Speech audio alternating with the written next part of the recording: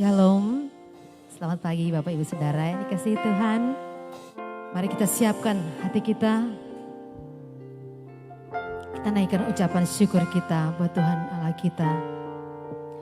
Oleh karena kasih-Nya, oleh karena tuntunan penyertaan-Nya dalam hidup kita.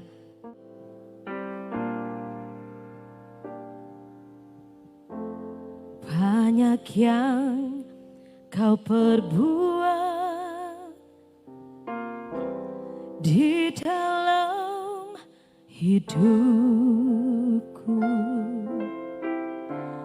rancangan indahmu terjadi di hidupku. Bapa yang mengerti segala yang ku perlu, kasih-Mu sempurna nyata dalam hidupku. Ku bersyukur Bapa, ku bersyukur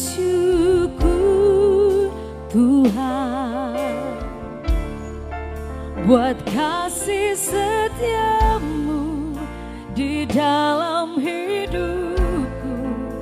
Ku bersyukur Tuhan.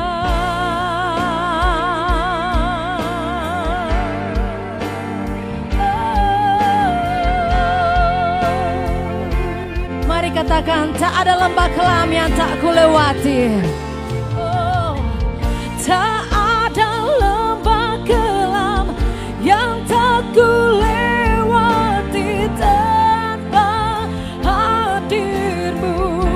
Hatiku takkan gentar, hatiku takkan gentar, sebab ku tahu tangan-Mu yang menopang. Kaulah Yesus, Kaulah Tuhan. Hanya Kau ku percaya, Kaulah Yesus, Kaulah Tuhan, harapan hidupku. Syukur, syukur Bapa, haleluya. Tuhan, buat kasih setia-Mu di dalam hidupku, ku bersyukur.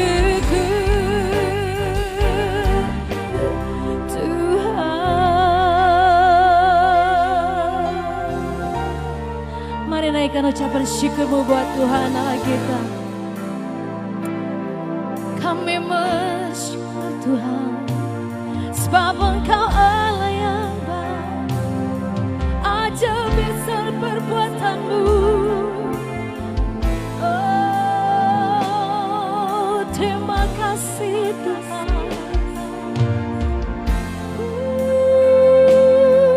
Kami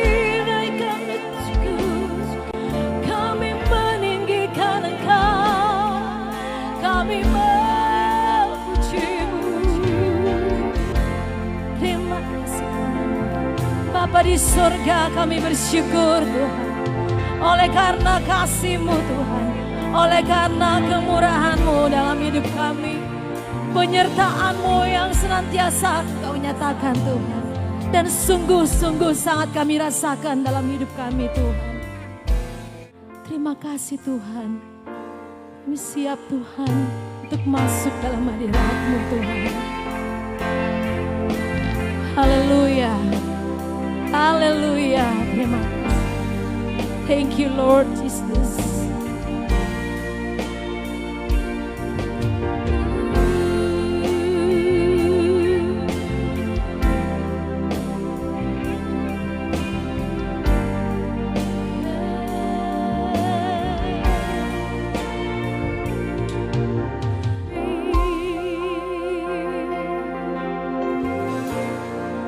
Mari kita semua bangkit berdiri.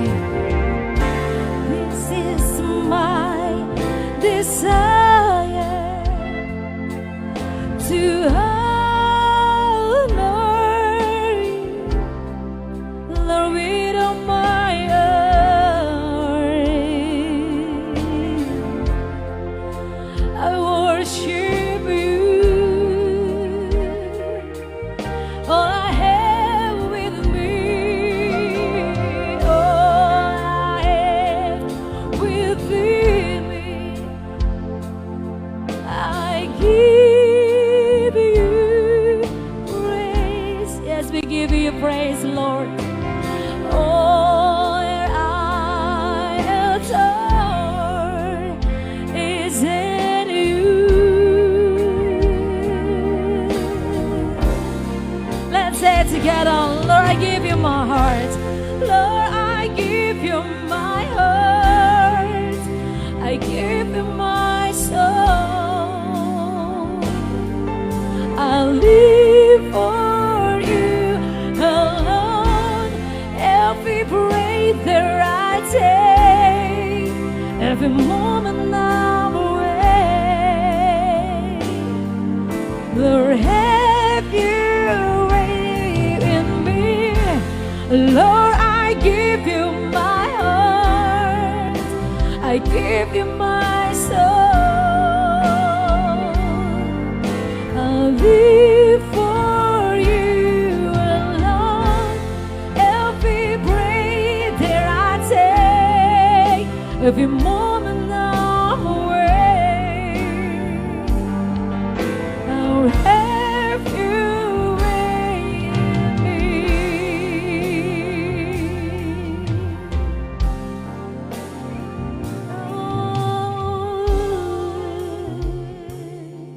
And I believe, and I believe you. Mari semua kita sembah Dia. Mari kita mengingat setiap kebaikan yang Tuhan beri. Mari saudara mulai mengingat-ingat segala yang baik yang saudara terima dan naikkan ucapan syukurmu. Thank you, Lord. Kami naikkan ucapan syukur kami dan terima kasih kami. Pagi ini kami mengucap syukur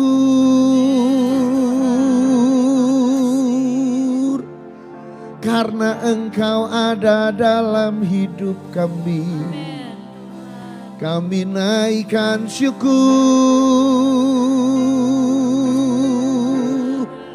Kau yang tak pernah tinggalkan kami.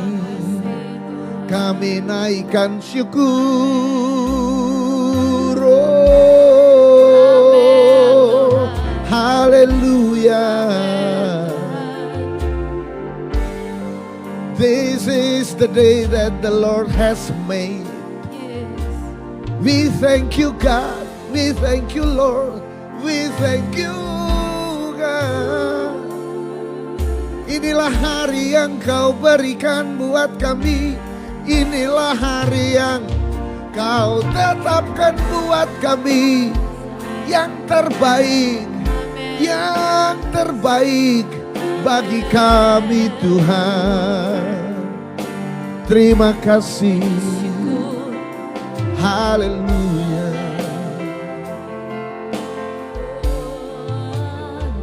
Terima kasih.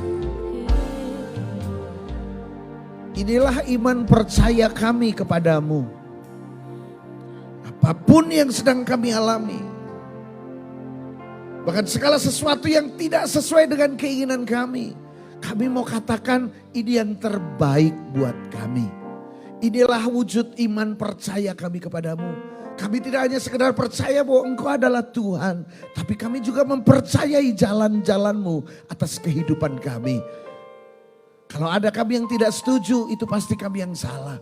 Kalau ada kami yang tidak puas, itu pasti kami yang menuntut lebih. Kalau ada hal yang tidak pas dengan keinginan kami, itu karena kami tidak tahu yang terbaik buat kami. Kami hanya tahu sebatas apa yang kami tahu, tetapi Engkau adalah Tuhan yang tahu sampai pada ujung kehidupan kami. Untuk itu inilah iman percaya kami. Kami persembahkan kepadamu ucapan syukur kami. Dan sekarang nyatakan jalan-Mu dalam kehidupan kami melalui kebenaran firman-Mu. Agar kami lebih mengerti lagi. Agar kami lebih memahami setiap jalan-jalan-Mu. Tolong kami Allah Roh Kudus, ajar kami. Dan apa yang sudah Kau taruh di hati hamba-Mu, itu yang akan diberitakan dan biar di atasnya nama-Mu dipermuliakan. Di dalam nama Yesus. Haleluya. Amin. Amin. Shalom saudara. Haleluya. Saya langsung ajak saudara baca dalam kitab Yosua pasal yang pertama yang ke-8. Sebab hal ini menyangkut banyak kehidupan kita dan yang selalu menjadi pertanyaan, yang selalu menjadi konflik kehidupan di dalam kita. Konflik kehidupan yang selalu terus mengejar dan kemudian yang menjadi konflik antara kita dengan Tuhan. Ini dia. Mari saya ajak saudara baca langsung. Janganlah engkau lupa memperkatakan kitab Taurat ini, tetapi renungkanlah itu siang dan malam, supaya engkau bertindak hati-hati sesuai dengan segala yang tertulis di dalamnya. Sebab dengan demikian perjalananmu akan berhasil dan beruntung. Ini dia. Ada dua kalimat yang sangat menyenangkan hati kita, yang menjadi pengharapan dalam hidup kita, yaitu berhasil dan beruntung. Berhasil itu berbicara effort.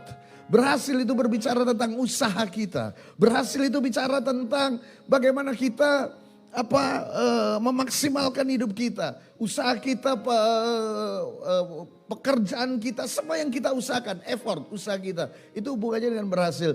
Tapi beruntung, ini dia, beruntung ini hubungannya di luar kita, saudara. Kita tidak bisa menentukan keberuntungan kita. Semua orang ingin beruntung setiap hari, tetapi tidak ada semua orang yang menetapkan keberuntungan itu setiap hari. Makanya ini yang selalu menjadi bahan taruhan orang di mana-mana. Makanya ada orang beli togel karena mengadu keberuntungan. Dia pikir dia orang yang beruntung. Maka ada kasino, ada tempat-tempat judi yang dibuka banyak orang. Karena apa? Mereka mengadu keberuntungan mereka. Nah ini ada orang-orang yang merasa dirinya beruntung, tetapi ternyata dia adalah buntung kan gitu. Jadi keberuntungan adalah sesuatu yang di luar kita. Tapi mari saya beritahu buat saudara, ada kabar baik buat saudara. Bahwa saudara bisa menjadi orang yang beruntung dalam hidup ini. Ini dia. Amin. Amin saudara. Ini dia. Saya tidak sedang berbicara bagaimana langkah-langkah untuk menjadi orang yang berhasil dan beruntung. Yaitu merenungkan firman siang dan malam, bertindak hati-hati. Itu sering kita dengar. Dan mungkin setiap saudara sudah melakukan ini semua. Tidak lupa memperkatakan kitab Taurat, merenungkan siang dan malam, bertindak hati-hati sesuai yang tertulis di dalamnya. Ini dia. Kita semua sudah melakukan itu, tapi ada orang-orang, ada banyak anak Tuhan juga yang masih tetap merasa, kok gak beruntung ya, ini dia. Atau mungkin ada yang tersaudara hari ini yang merasa bahwa hidupnya tidak beruntung. Ada? Jangan dijawab, jawab dalam hati aja. Oke? Saudara mungkin menganggap atau merasa hidup saudara gak beruntung. Dulu saya berpikir begitu. Dulu saya pernah berpikir bahwa hidup saya ini kok gak beruntung ya. Kenapa saya tidak seberuntung dia? Dulu. Sekarang udah enggak saudara. Karena saya udah tahu kebenarannya. Ini dia. Kebenarannya adalah apa? Simple. Ternyata memang tidak ada orang yang benar-benar beruntung di atas muka bumi ini. Percayalah. Saya ulang ya. Tidak ada orang yang benar-benar beruntung di atas muka bumi ini. Kenapa begitu? Yes, karena tidak ada orang yang memiliki segala hal. Mungkin dia bisa memiliki lebih banyak dari yang lain, tetapi dia tidak bisa memiliki segala hal. Ada orang yang kelihatannya sukses, ada yang orang yang kelihatannya punya A, B, C, dan D. Seakan-akan hidupnya lengkap. Seakan-akan. Tapi pepatah Jawa itu memang luar biasa. Ada sebuah pepatah Jawa yang mengatakan begini. Wong urip kui sawang sinawang. Wong urip itu artinya orang hidup. Sawang sinawang itu apa? Sawang itu melihat, sinawang itu sesuatu yang saling. Orang hidup itu saling melihat. Yang lain melihat dia enak, tapi yang dibilang enak itu melihat yang lain juga lebih enak dia. Contoh, saudara mungkin sedang jalan-jalan, saudara naik mobil. Lalu sementara saudara naik mobil, tiba-tiba saudara melihat ada orang-orang duduk di jalan, mereka ngobrol, mereka kongko di situ. Dan saudara bilang begini, rasanya enak juga ya duduk di pinggir jalan itu. Duduk ngobrol, mungkin ada yang main gitar, ada yang rasanya enak duduk di situ. Tapi sementara yang duduk di pinggir jalan main gitar sambil ngobrol, dengan hidangan gorengan di depannya, melihat saudara naik mobil, mungkin dia juga akan berkata begini, enak juga ya rasanya jalan-jalan naik mobil. Betul gak? Orang hidup itu saling melihat, orang hidup itu saling menilai. Tapi percayalah, tidak ada orang yang hidupnya lengkap. Ada saja yang membuat dia menjadi tidak bahagia. Apa aja bisa jadi. Karena memang tidak ada orang yang memiliki segalanya. Ada orang yang punya harta tapi gak punya keluarga. Ada yang punya keluarga tapi hartanya gak ada. Lalu saudara dong bilang begini, saya harta nggak ada, keluarga juga nggak ada. Berarti saya buntung dong, bukan berarti saya orang yang sangat gak beruntung dong, kan gitu. Tunggu dulu saudara. Sebab nggak ada orang yang lengkap hidupnya. Lalu orang, saya punya harta deh. Lain, semua orang beda. Ini dia. Karena kalau saudara tahu kebenaran ini, maka saudara tidak akan pernah membanding-bandingkan hidup saudara dengan orang lain. Dan memang hidup ini tidak bisa dibanding-bandingkan dengan kehidupan orang lain. Sebab kalau kita melihat keberhasilan seseorang, kita ingin seperti itu. Tapi sesungguhnya kalau saudara dijelaskan semua kehidupan orang itu, kemungkinan saudara tidak sanggup menjalani hidup seperti orang itu menjalaninya. Betul gak saudara? Jadi saudara nggak bisa banding-bandingkan. Kalau saudara ingat khotbah minggu lalu mengenai bidak catur, saudara nggak bisa bandingkan kehidupan pion dengan kehidupan benteng. Amin. Kehidupan benteng, keberuntungan benteng, saudara nggak bisa bandingkan dengan keberuntungan kuda. Enak ya, jalannya bisa lompat-lompat, tapi dia nggak bisa jauh larinya. Enak dong jadi pion. Sekalipun jalannya cuma satu-satu. Kalau sampai di seberang, sampai di ujung. Dia bisa jadi apa aja. Gak bisa saudara. Ini dia. Karena sekali lagi keberuntungan tidak bisa saudara banding-bandingkan. Karena jalan hidup orang itu beda-beda. Amin. Jalan hidupnya beda. Dan tentu saja Pak, destiny-nya juga beda. Tujuannya juga beda. Dulu saya sempat menyalahkan seseorang yang menggagalkan saya untuk sekolah di Australia. Semua sudah berkata, sudah mengizinkan untuk saya sekolah di Australia dan pimpinan saya juga sudah berkata, oke, kamu harus menambah ilmu, kamu harus begini karena kamu diproyeksikan untuk begini dan lain sebagainya, kamu harus sekolah di Australia. Kamu urus semua yang perlu diurus, kamu semua ini dan semua biaya tentu saja dibiayai. Tempat tinggal disediakan. Jadi memang benar-benar saya cuma sekolah saja di sana. Saya nggak perlu memikirkan yang lain. Bahkan tempat pelayanan juga tersedia. Siapa yang nggak bangga? Waktu itu umur saya masih berapa ya? 24, 23 kah? Berarti hari ini saya sangat tua sekali. Saya waktu itu umur segitu. Bangga, senang. Siapa nggak bangga sekolah di Australia?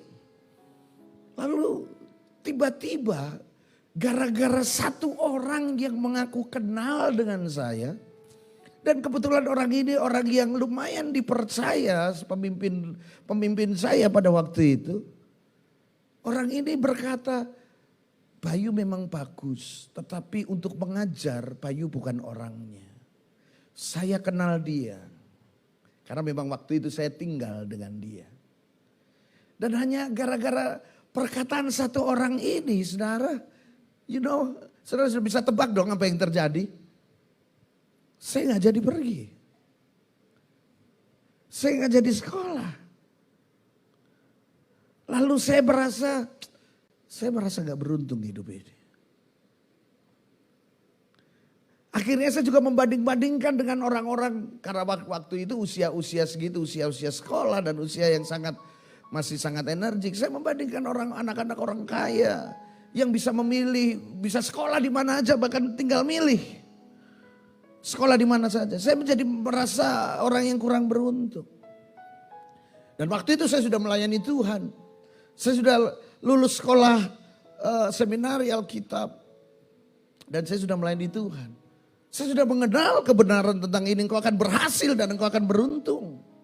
Lalu saya mulai berkata dengan Tuhan, wah mana? Kalau saya tidak beruntung. Semua sudah disediakan. Kenapa cuma gara-gara satu orang itu? Gitu kan? Namun dalam perjalanan hidup, pada satu titik tertentu, saya merasa beruntung. Karena begini, sekalipun saya tidak berhasil sekolah, tidak jadi sekolah, semua yang dicari melalui sekolah itu, saya mengalaminya. Jadi saya merasa lebih beruntung. Karena apa? Oh, saya gak perlu sekolah.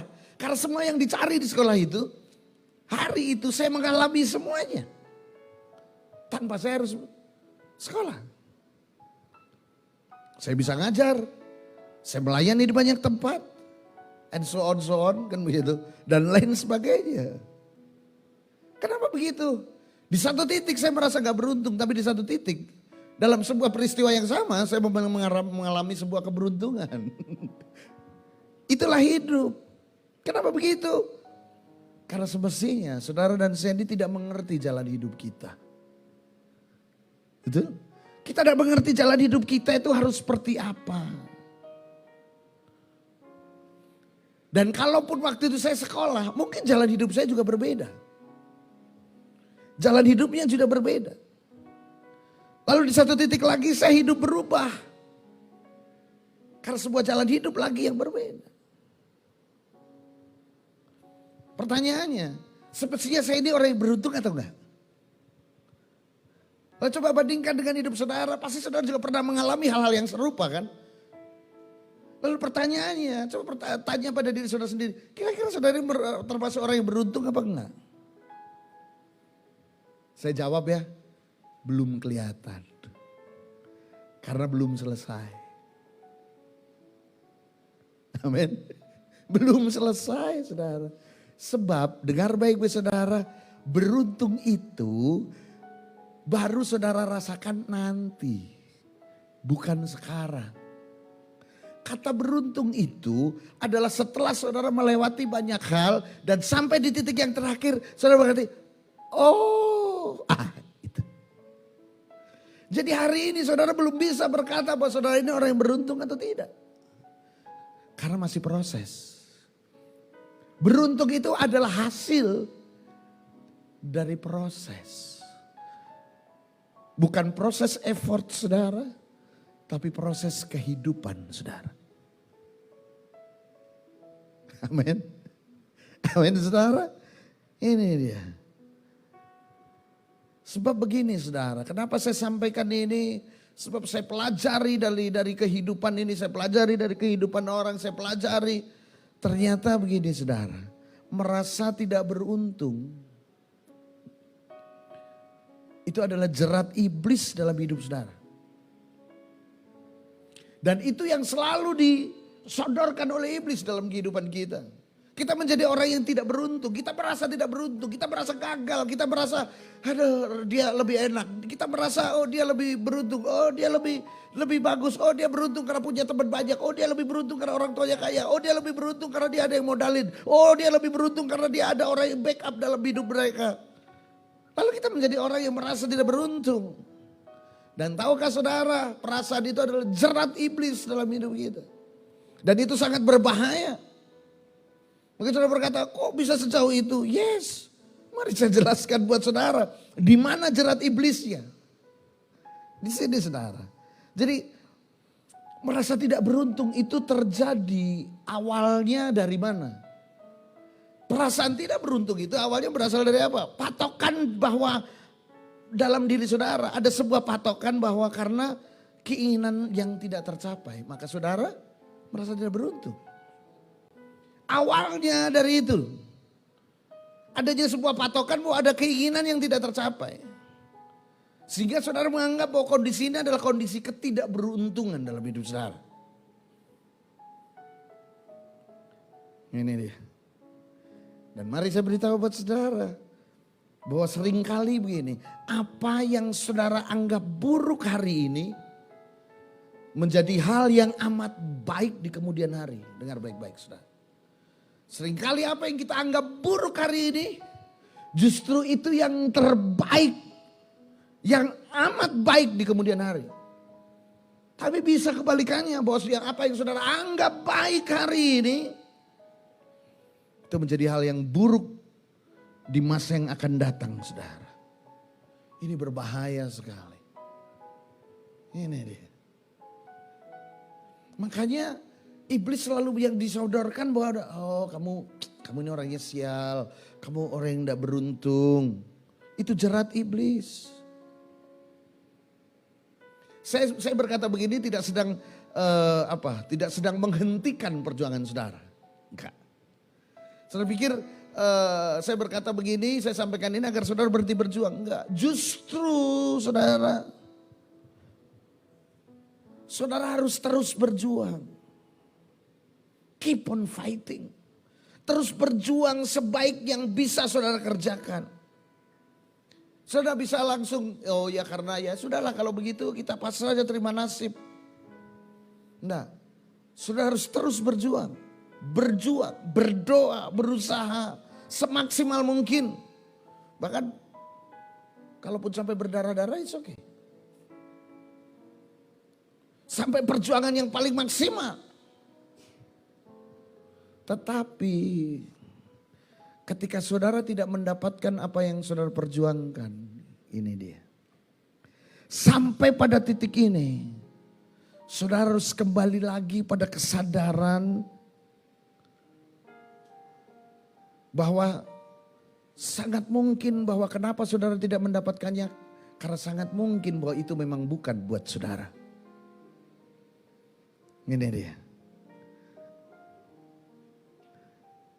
Bahkan saudara harus berani berkata bahwa memang mungkin ini bukan jalan hidup saya. Karena seringkali apa yang kita inginkan, apa yang kita kehendaki, seringkali, bukan jarang, bukan kadang-kadang, seringkali berseberangan dengan Tuhan. Saya pernah sampaikan buat saudara bahwa seringkali apa yang kita anggap penting, Tuhan gak anggap penting. Seringkali saya katakan bahwa kebalikannya, bahkan apa yang kita dianggap Tuhan penting, kita anggap gak penting. Nah, itu kan masalah.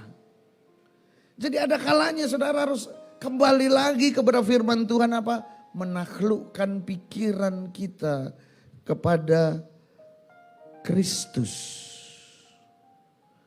2 Korintus pasal yang ke-10 ayat yang ke-5.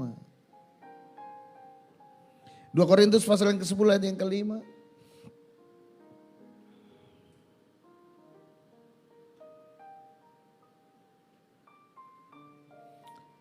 Kami mematahkan setiap siasat orang dan merubuhkan setiap kubu yang dibangun oleh keangkuhan manusia. Kubu yang dibangun oleh keangkuhan manusia itu adalah apa? Itu bisa rencana-rencana kita.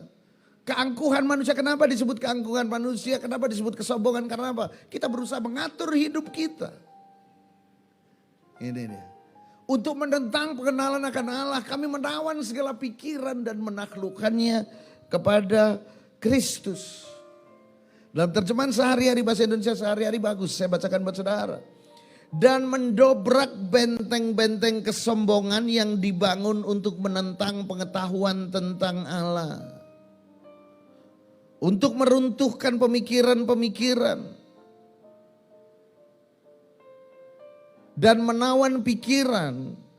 Dan membuat mereka takluk kepada Kristus. Ini dia. Ini berbahaya sekali saudara. Memang kita gak tahu pintu mana yang harus kita masuki. Kita gak tahu. Tapi dengar baik-baik. Selama pintu kesempatan, pintu itu bicara kesempatan. Selama pintu itu terbuka, masuk. dan berjuang di situ. Tetapi saudara harus tahu, pintu yang terbuka itu bukan pintu yang membuat saudara menjadi berdosa. Pintu, kadang-kala iblis membuka pintu agar kita jatuh dalam dosa di situ, agar kita masuk dalam kesulitan di situ. Perlunya menaklukkan pikiran pada Kristus. Tapi selama pintu-pintu itu terbuka dan kita tahu itu bukan dosa, masuk dan berjuang di situ. Ini dia. Keinginan, cita-cita itu bisa menjadi sangat penting dalam hidup kita karena itu motivasi, motivator yang membuat kita bersemangat. Tapi hati-hati saudara. Jangan sampai keinginan kita itu menguasai saudara. Keinginan itu bagus sebagai pendorong, motivator. Tapi jangan sampai menguasai kita. Karena yang paling berbahaya itu adalah apa? Ketika keinginan saudara menguasai saudara. Ini dia. Sebab ketika keinginan menguasai saudara, dia akan mengambil alih hidup saudara. Hati-hati, dia akan mengambil alih hidup saudara. Kenapa banyak orang yang jahat? Kenapa ada banyak orang yang membunuh, berzina, ada banyak orang. Padahal kalau saudara tanya orang-orang yang melakukan ini, mereka tahu bahwa itu adalah hal-hal yang salah, itu adalah hal-hal yang berdosa. Tetapi kenapa mereka melakukan itu? Karena mereka sudah dikuasai oleh keinginan mereka. Ini dia. Kalau keinginan menguasai hidup saudara, maka apa? Dia akan mendrive saudara. Sampai di sini saudara bisa jatuh dalam dosa. Ini dia. Jadi jatuh dalam dosa, dengar baik-baik saudara. Bukan hanya membunuh, bukan hanya berzina, bukan hanya semua yang masuk, yang kita pikir itu adalah jatuh dalam dosa. Tetapi penyembahan berhala. Kalau keinginan menguasai saudara, catat baik-baik. Saudara jatuh dalam dosa, bukan dosa yang lain, tapi dosa penyembahan berhala. Ini dia. Menyembah berhala bukan dari saudara pergi di bawah patung dan saudara menyembah. Menyembah berhala bukan yang sering kali kita dengar. Oh, hobi lebih penting dari Tuhan. Penyembah berhala bukan karena uang, oh bukan. Itu termasuk, tapi ini yang sering kita lupakan. Ketika keinginan menguasai saudara, saudara menjadi penyembah berhala. Apa berhalamu? Keinginanmu. Amin. Maka hati-hati sekali saudara. Sebab ini kelihatannya hal yang sepele, setiap hari terjadi kan. Setiap hari terjadi, setiap hari kita temui. Kita udah berpikir hal-hal yang hal-hal yang tinggi-tinggi yang kita nggak ngerti. Tapi mari kita menangkan hidup kita day by day. Mari kita menangkan hidup kita, hati kita setiap hari. Menangkan hidup saudara dari keinginan-keinginan saudara. Keinginan gak salah. Sekali lagi keinginan itu bagus. Itu memotivasi saudara untuk melakukan segala hal menjadi maksimal karena keinginan saudara. Tapi keinginan tidak boleh menguasai saudara. Banyak orang yang karena dikuasai keinginan maka hidupnya jadi ngawur. Dikuasai keinginan karena makanya dia menghalalkan banyak cara. Semua cara dihalalkan karena apa? Dikuasai oleh keinginan. Makanya saya berkata, apa berhalamu? Kalau saudara menyembah berhala, berhalanya apa? Keinginanmu. Kenapa begitu, yes? Orang memberhalakan keinginannya sampai lupa. Lupa bahwa Tuhan ini yang punya agenda. Tuhan yang punya rencana. Tuhan yang punya kehendak. Tuhan yang sudah mengatur semuanya. Lalu kita memaksakan keinginan kita. Padahal Tuhan yang bikin agenda. Kalau minggu lalu saya berkata bahwa sutradaranya Tuhan. Kabar baiknya semua saudara adalah pemain utama. Begitu kan minggu lalu, ingat? Semua saudara adalah pemain utama. Jagoannya semua saudara. Jagoan itu selalu apa? Menangnya belakangan. Jadi kalau hari ini saudara belum menang, it's okay. Yakinkan bahwa saudara adalah jagoannya. Menangnya belakangan. Karena biasa yang menang di depan itu siapa? Penjahatnya. Jadi saudara nggak usah terlalu sedih kalau hari ini saudara belum menang. It's okay. Saudara jagoannya. Justru kalau saudara menang hari ini.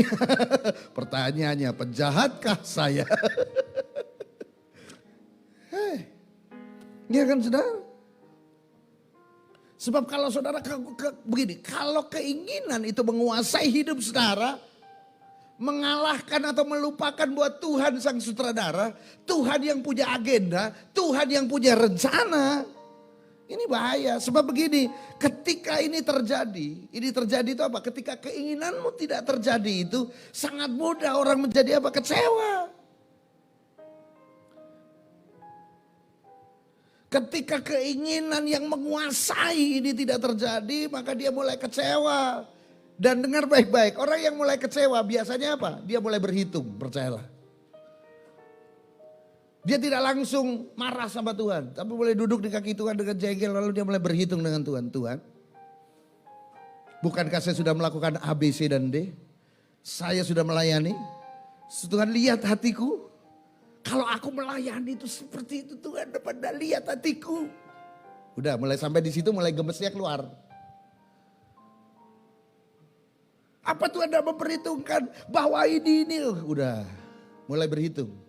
Mulai mengeluarkan merasa berjasanya dengan Tuhan.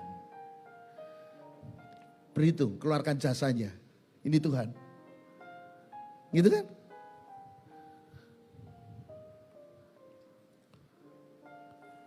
Setelah mengeluarkan jasanya, merasa berjasa dengan Tuhan, dia juga mengeluarkan jasanya untuk sekelilingnya. Bukan cuma ini loh Tuhan. Bahkan untuk dia boleh hitung jasanya yang dia keluarkan. Setelah untuk Tuhan, untuk apa? Untuk sekelilingnya. Lalu setelah proses ini terus nangis, pewek, gulung-gulung kan gitu kan. Tetap tidak terjadi, mulai malas beribadah. Malas berdoa. Percuma juga berdoa. Gitu kan? Prosesnya kan begitu. Malas ibadah, percuma ibadah juga seperti itu. Enggak ada hasilnya.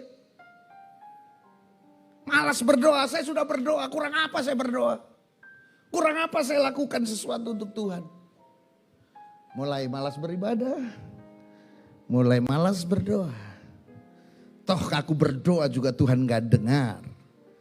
Kalaupun khotbah berkata Tuhan pasti mendengar, ya Tuhan dengar tapi Tuhan tetap gak kasih. Nah, itu lebih menyakitkan. Tuhan dengar, oh Tuhan memang dengar tapi Tuhan gak kasih. Nah itu lebih menyakitkan. Kalau ada orang meragukan kemampuan Tuhan, itu kan orang, saya punya iman, saya tahu Tuhan saya mampu. Masalahnya Tuhan gak mau kasih, nah itu lebih menyakitkan. Kan gitu.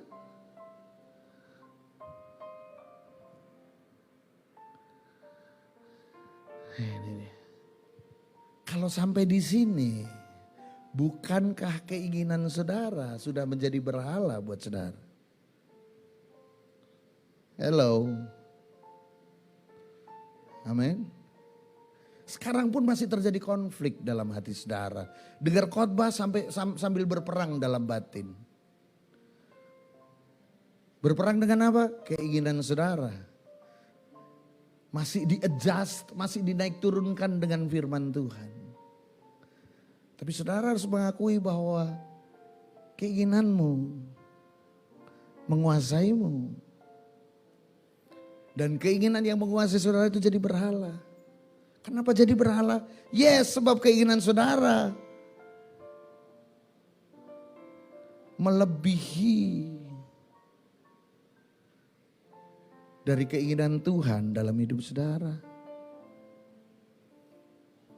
Tuhan baru saudara anggap baik kalau saudara keinginan saudara dipenuhi. Ya kan? Kalau keinginan saudara hari ini terpenuhi, pasti saudara bilang begini, sebab Tuhan baik, sambil mewek. Tuhan kau memang baik, keinginan saudara. Tapi begitu keinginan belum terpenuhi, saudara belum bisa janji, Tuhan gak kan gitu. Ya kan? Masalahnya keinginan yang menguasai saudara menjadi berhala sehingga saudara anggap Tuhan saudara anggap baik kalau keinginanmu terpenuhi. Lalu saudara menjadi orang yang beruntung karena keinginan-keinginan saudara tercapai. Kan begitu. Nah, mari saya beritahu saudara, ini tipuan. Ini jerat iblis. Sebab tidak ada hubungannya antara keberuntungan dengan keinginan saudara yang terpenuhi. Saya ulang ya. Tidak ada hubungannya antara apa? Keberuntungan dan keinginan saudara yang terpenuhi. Enggak ada hubungannya. Saudara mau bukti? Simple. Saudara pulang dari tempat ini biasa saudara belok mana? Kalau saudara pulang dari tempat ini biasanya saudara belok kiri. Oke, it's okay. Biasanya belok kiri. Dan saudara memang memutuskan ingin belok kiri. Karena memang mungkin itu yang terdekat, gak ada lampu merah, jalan sepi, lebih cepat dengan rumah saudara. Makanya saudara pilih, saudara belok kiri. Oke. Gak salah dengan keinginan saudara. Tapi sampai suatu saat saudara gak bisa belok kiri, saudara dipaksa untuk belok kanan. Saudara memang gak bisa belok kiri. Dekat di aduh kenapa sih, aduh. Tapi saudara terpaksa harus belok kanan. Sebenarnya saudara belok kanan, saudara ngomel, saudara ngedumel, saudara apa sih. Padahal begini, padahal begitu. Tinggal cuma deket aja, kenapa masih belok? Oh bikin jauh, panas, bla bla bla dan lain sebagainya. Lalu begitu saudara sampai di rumah. Saudara tahu, ternyata kenapa gak boleh belok kiri. Ternyata di sana potensi kecelakaannya besar. Atau mungkin di sana lagi ada demo. Kalau saudara lewat di situ, saudara bisa menjadi bagian dari kecelakaan beruntun itu. Atau kalau saudara lewat di sebelah kiri, belok kiri, saudara jadi stuck, saudara macet, saudara nggak bisa ngapa-ngapain di situ. Atau karena saudara belok kiri, di sana lah tanah sedang terbelah, whatever. Makanya saudara diatur belok kanan.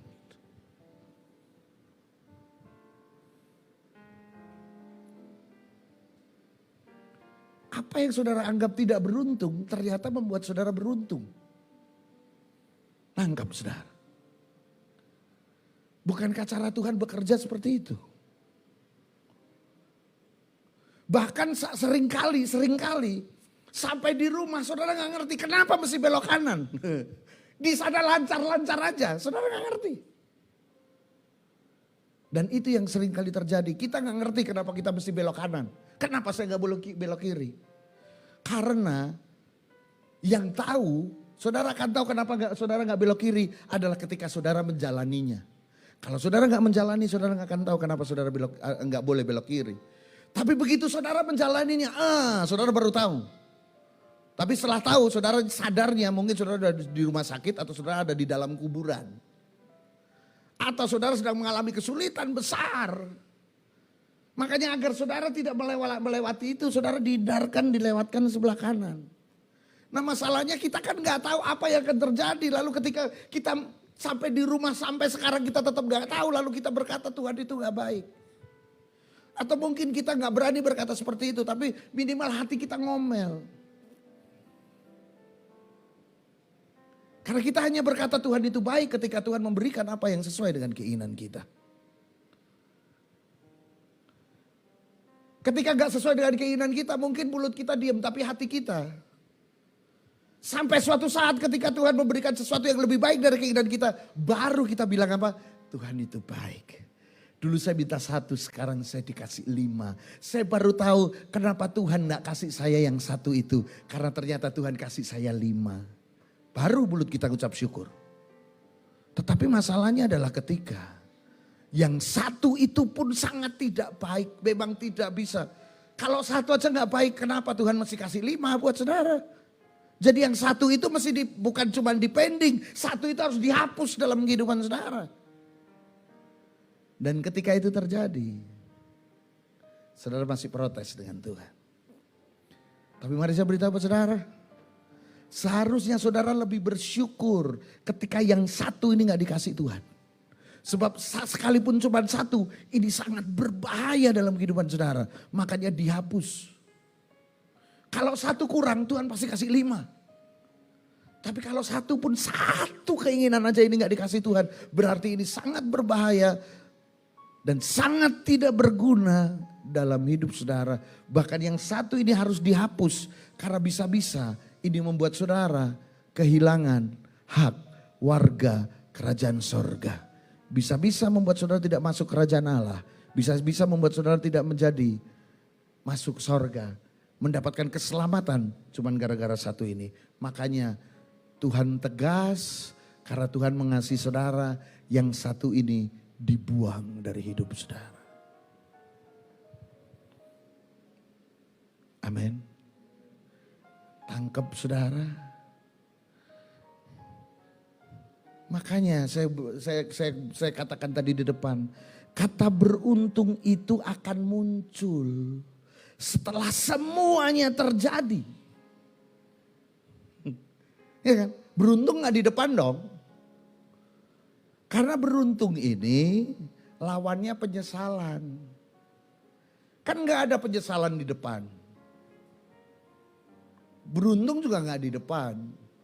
Kalau di depan itu pendaftaran. Keberuntungan dan penyesalan itu selalu ada di belakang setelah semuanya terjadi. Ini dia. Atau kalimat yang lebih sederhananya lagi saya pikirkan begini. Kata beruntung itu artinya begini. Ujung-ujungnya untung. Ini dia. Oke. Kata beruntung ini bahasa yang paling gampang. Ujung-ujungnya untung. Ini dia. Ini dia.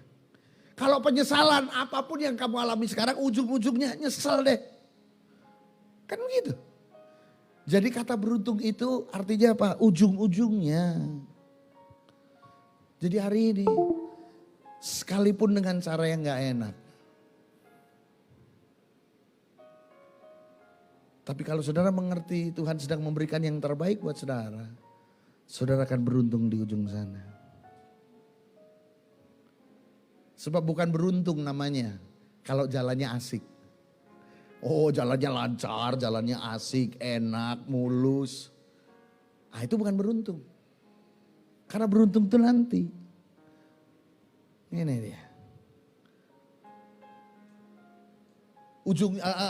Jalannya bisa asik, wah menyenangkan. Tapi kalau ujungnya rugi, ujungnya penyesalan.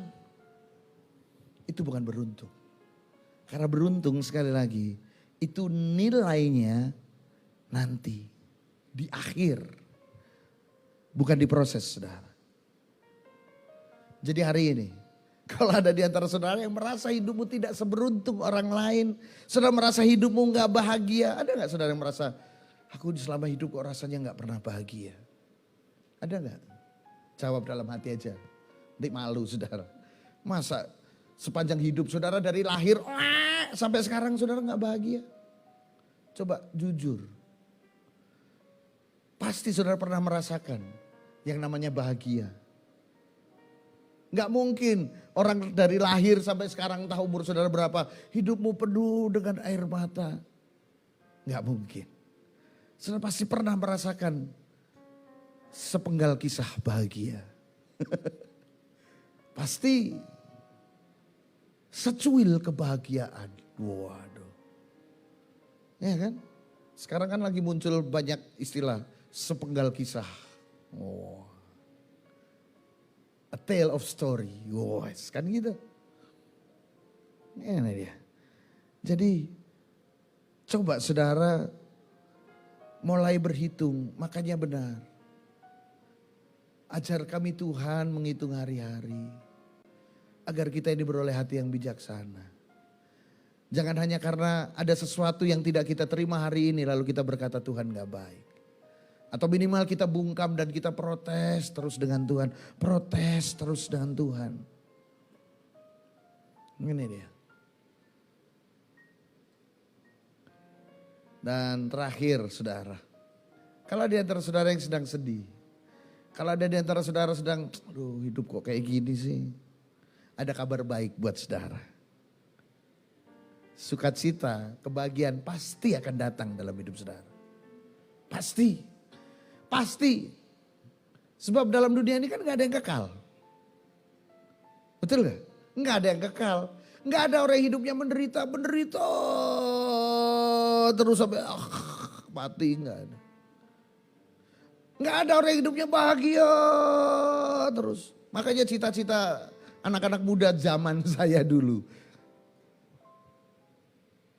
Kecil dimanja, muda foya-foya, tua kaya raya, mati masuk sorga. Waduh, itu cita-cita yang mulia. Tapi gak ada orang yang begitu, saudara. Yang ada kecil dimanja, muda hidupnya susah karena gak bisa kerja, kecilnya dimanja, kan gitu, ya kan? Wow, tua kaya raya, waduh, biasanya matinya gak masuk surga. Karena seenaknya sendiri dengan uangnya, karena kaya raya kan. Waduh, gak ada yang begitu, saudara. Karena apa? Gak ada yang kekal. Dunia ini semua sementara, gak ada yang kekal. Jadi kalau hari ini saudara sedang dalam kondisi gelap malam, it's okay. Akan datang pagi segera. Kabar baiknya lagi adalah apa? Semakin gelap, semakin dekat dengan pagi.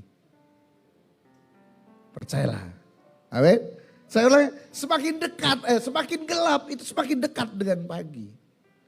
Jadi kalau hari ini masih remang-remang, masih lama. It's okay, tunggu aja. Nanti akan jadi pagi.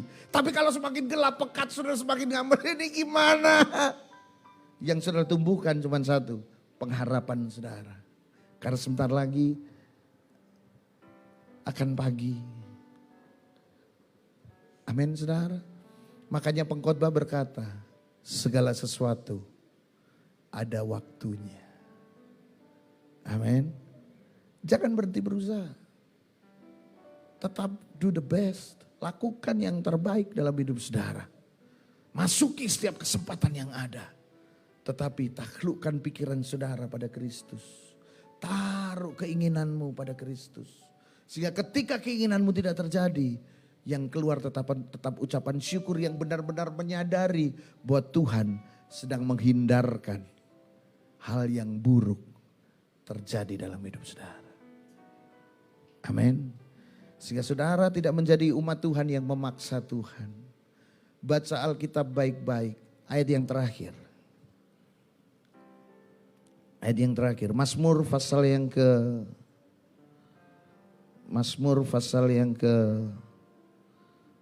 78. Ayat yang ke 21.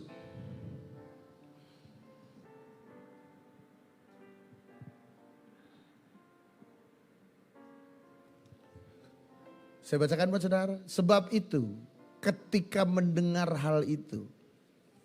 Mendengar apa? Bangsa Israel bersungut-sungut, dia meminta apa? Dia meminta daging di padang gurun.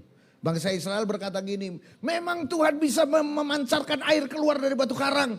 Memang Tuhan bisa menyediakan roti dari sorga. Tapi masa bisa Tuhan kasih kita daging? Saya mau makan steak, barbecue. Lalu apa yang Tuhan kerjakan? Sebab itu ketika mendengar hal itu Tuhan gemas. Api menyala menimpa Yakub, bahkan murka bergejolak menimpa Israel. Dan saudara baca ini dan seterusnya. Tuhan kasih daging. Tapi Tuhan kasihnya dengan gemas. Ini dia.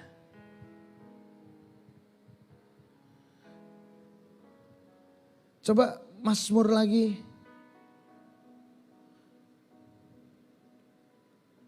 Ayat 59. 78 ayat 59. Bahkan ini yang terjadi. Sebab itu ketika mendengar hal itu. Oh belum. Ketika Allah mendengarnya ia menjadi gemas. Ia menolak Israel sama sekali. Ayat 59. Ia menolak Israel sama sekali. Karena apa? Karena gemas. Ini dia. Jadi jangan sampai saudara memaksa. Karena kalau saudara mau, saudara keinginan menguasai saudara, saudara memaksakan kehendak, Tuhan bisa lepas saudara. Nih, kalau orang zaman sekarang, nih makan nih semua. Tuhan memberi dengan gemas dan ini yang terjadi. Bangsa Israel mati berhantaran di padang gurun. Karena keinginan menguasai mereka. Mereka dikuasai oleh hawa nafsu. Dan mereka mati berhantaran. Hari ini saya mengajak saudara untuk belajar. Menaruh keinginan. Saudara boleh punya keinginan apa saja boleh. Boleh berdoa minta apa saja. Tapi apapun itu taruh keinginanmu. Dan ketika keinginanmu tidak terjadi seperti yang engkau harapkan. Taruh lagi kepercayaanmu bahwa Tuhan sedang memberi yang terbaik. Bahkan Tuhan sedang menghindarkan kebinasaan terjadi dalam hidup saudara. Ini yang perlu kita belajar. Ini yang perlu umat Tuhan pelajari dan mengerti. Mari kita berdoa. Haleluya. Sementara saudara tutup mata, saya mengajak saudara untuk kembali lagi mereview keinginan saudara. Mereview apa yang terjadi dengan keinginanmu. Mereview semua. Dan mari mulai kita taruh hati kita. Dan mari kita jujur, apakah keinginan itu menguasai kita? Keinginan itu menguasai kita sehingga kita lupa bahwa ada sang sutradara yang agung. Yang mengatur hidup kita jauh lebih baik daripada kita mengaturnya sendiri. Apakah keinginanmu menguasaimu sehingga saudara lupa bahwa ada kehendak yang absolut mutlak, yaitu kehendak Tuhan yang tak terbantahkan. Kenapa tak terbantahkan? Sebab kehendak Tuhan itu yang terbaik dalam hidupmu. Mari kita review, mari kita cek hati kita dan mari kita jujur. Apabila kedapatan hatimu telah dikuasai oleh keinginanmu, mari datang pada Tuhan, taruh. Dan katakan pada Tuhan, Tuhan, aku taruh keinginanku. Aku mau menyerah kepada kehendak-Mu. Karena kehendak-Mu yang terbaik buatku. Dan mulai ingat, kalau ada di antara saudara yang mau merasa hidupmu tidak beruntung. Kalau ada di antara saudara merasa hidupmu kok susah terus. Mari ingat-ingat. Ada waktunya saudara merasakan sesuatu yang indah dalam hidupmu. Bukankah itu Tuhan yang mengerjakannya dalam hidupmu? Mari jujur. Haleluya. Ajar kami Tuhan menghitung hari-hari agar kami beroleh hati bijaksana.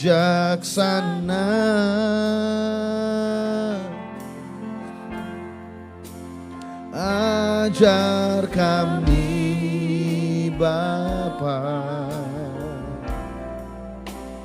hidup dalam jalan-Mu,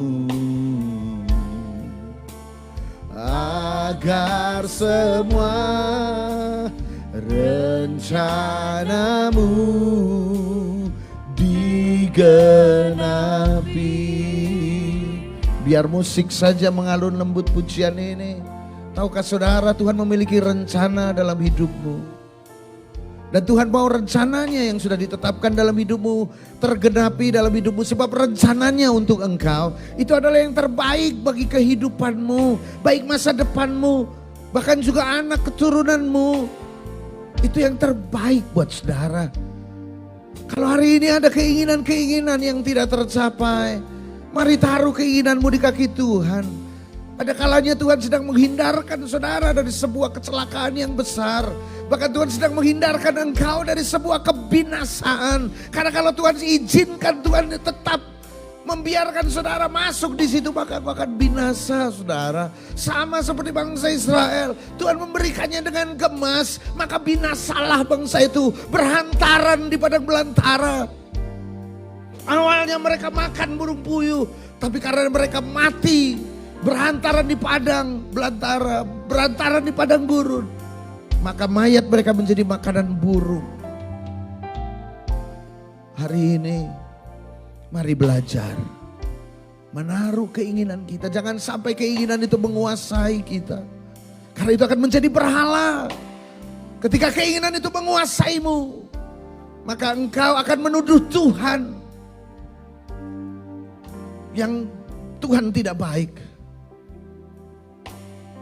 Engkau berpikir bahwa keinginanmu lah yang terbaik, dan kau menjadikan keinginanmu berhala dalam hidupmu. Dan mari kita jujur merendahkan hati di hadapan Tuhan. Buka hatimu, katakan, Tuhan ampuni aku. Keinginan ini begitu menguasai aku sampai aku lupa Engkau punya rencana dan rencanamu yang terbaik dalam hidupku. Dan mulai taklukkan pikiran saudara pada pikiran Kristus. Hamba-Mu berdoa, Tuhan, marilah Roh Kudus, biar Engkau berbicara lebih. Hamba-Mu terbatas dari kata-kata, tetapi Engkau Roh Kudus berbicara lebih kepada setiap anak-anak-Mu. Beri pengertian yang sejelas-jelasnya kepada anak-anak-Mu, sehingga mereka mengerti kebenaran ini, sehingga mereka mengerti akan kehendak-Mu, sehingga mereka mengerti akan jalan-jalan-Mu, sehingga mereka menjadi orang-orang yang menggenapi rencana-Mu. Bukan orang-orang yang melakukan kehendaknya sendiri, tapi menggenapi rencana-Mu. Terima kasih Tuhan. Terima kasih. Mulialah nama-Mu Tuhan, dan ajaib jalan-Mu. Pimpin kami di setiap waktu. Besar setiamu, besar setiamu Tuhan. Agunglah karyamu, agunglah karyamu. Yesus kami, Yesus kami bersyukur padamu. Sekali lagi katakan, mari kita mengakui, mulialah nama-Mu Tuhan, dan ajaiblah jalan-Mu. Mari kita mengakui ini di dalam hati kita. Sebagai bentuk iman percaya kita kepada Tuhan, kita mempercayai bahwa jalan-jalannya ajaib sekalipun tidak sesuai dengan keinginan kita.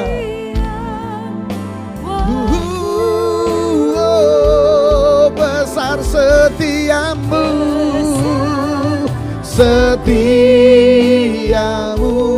Tuhan, dan agunglah karyamu. Karyamu Yesus kami bersyukur Pak. Mari kita bangkit berdiri dan sekali lagi katakan, mulialah, mulialah nama-Mu Tuhan, dan ajaib. Ya, ya, jalan-Mu ajaib. Karena kami tidak mengerti, tetapi apa ajaib Tuhan. Pimpin anak-anak-Mu setiap saat, setiap waktu untuk tetap di dalam jalan-Mu. Kau yang menghindarkan kami dari jalan-jalan yang rumit, jalan-jalan yang sulit, jalan-jalan yang tidak mungkin kami lalui. Kau menghindarkan kami karena besar setiamu. Sampai pada waktunya kami akan berkata, karya-Mu luar biasa Tuhan dalam hidupku. Kami bersyukur padamu.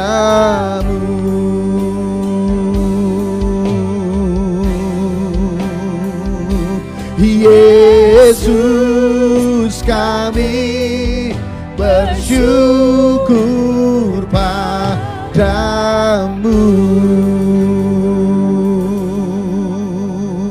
Haleluya, haleluya.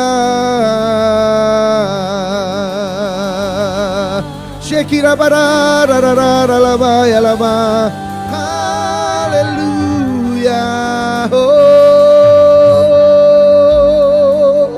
Terima kasih Tuhan. Marilah Roh Kudus lembutkan hati kami untuk setiap kebenaran yang sudah ditabur. Biar setiap hati kami benar-benar lembut dan menerima benih firman ini. Sehingga kami menjadi orang-orang yang benar-benar mengerti jalan-jalan-Mu. Menjadi orang-orang yang percaya sepenuhnya kepadamu. Sekalipun jalannya tidak sesuai yang kami inginkan.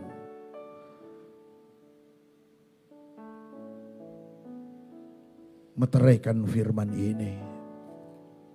Dan biar di atasnya nama-Mu dipermuliakan melalui kehidupan anak-anak-Mu yang diubahkan. Terima kasih Tuhan. Hamba-Mu selesai berbicara. Dan biar Engkau terus yang beracara dalam kehidupan setiap anak-anak-Mu. Ketika mereka pulang, ketika mereka berjalan, ketika mereka berbaring, ketika mereka duduk. Ketika mereka melakukan aktivitas mereka, firman ini kembali keluar di hati mereka. Mengajar hati anak-anak-Mu. Sampai kepada hati yang Kau inginkan. Terima kasih Tuhan. Dan akhirnya setiap saudara buka hati dan kembalilah pulang. Kembalilah ke tempat di mana Tuhan sudah taruh engkau. Dalam keluargamu, dalam masyarakatmu, dalam pelayananmu, dalam pekerjaanmu dimanapun engkau berada. Pulanglah dengan membawa pengurapan yang baru, kekuatan yang baru, hikmat yang baru, pengurapan yang baru, pengenalan akan Tuhan yang baru sehingga engkau sanggup menghadapi kehidupanmu dengan kemenangan dan demi kemenangan. Berkat Abraham dan Ishak dan Yakub tercurah dalam hidupmu. Tercurah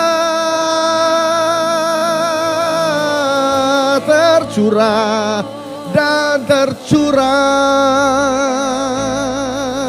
dalam hidupmu, dalam keluargamu, dalam kehidupan anak cucumu, dalam kehidupan pekerjaanmu, pelayananmu. Berkat Abraham, Ishak dan Yakub ini mengalir sampai kedatangan Kristus kali yang kedua. Maranatha, di dalam nama Bapa, Putra dan Roh Kudus, yaitu di dalam nama Tuhan Yesus Kristus. Haleluya. Yang sudah terima berkat, mari sama-sama katakan amin.